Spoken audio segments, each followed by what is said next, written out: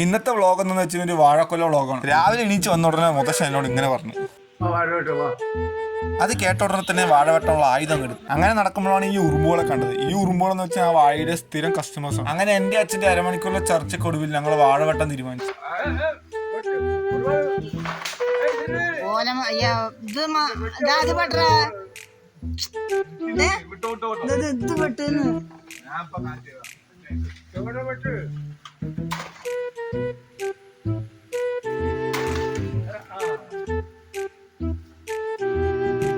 അങ്ങനെ വാഴക്കൊല വെട്ടി വന്ന എന്നോട് അമ്മ പറഞ്ഞു, കറി വെക്കാൻ ഒന്നുമില്ല, നീ ആ വാഴപ്പിണ്ടി കൂടെ ഒന്ന് വെട്ടിക്കാണും. വാഴക്കൊല വെട്ടി മാസ് കാണിച്ച് എന്നോട് അച്ഛൻ പറഞ്ഞു, നീയല്ലേ വാഴ വെട്ടി, നീ തന്നെ വൃത്തിയാക്കിയ വാഴപ്പിണ്ടി എടുത്തു കൊടുക്കണം. വട്ടത്തിലും ത്രികോണത്തിലും ചതുരത്തിലൊക്കെ മൂഞ്ചി നിൽക്കുന്ന എന്നോട് അമ്മ പറഞ്ഞു, അച്ഛൻ ചെയ്യുമ്പോ ഒന്നും അതിന്റെ അറിയില്ല.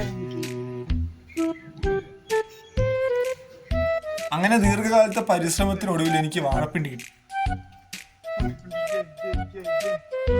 വെട്ടി വാഴക്കൊലയിൽ നിന്ന് ഒരു പഴുത്ത പഴം എടുത്തിട്ട് ഞാൻ മുത്തശ്ശന് നേരോട്ട് പോയി. ആൾക്ക് ഇത് കൊടുക്കാൻ കാരണം ആൾ ഈ വാഴപ്പഴം കണ്ടിട്ടാണ് ഈ വാഴ വെട്ടാൻ പറഞ്ഞത്. എന്താണെന്നറിയില്ല, വാഴപ്പഴം കിട്ടിയോട്ട് മുത്തശ്ശൻ ഫുള്ള് ഹാപ്പിയായി.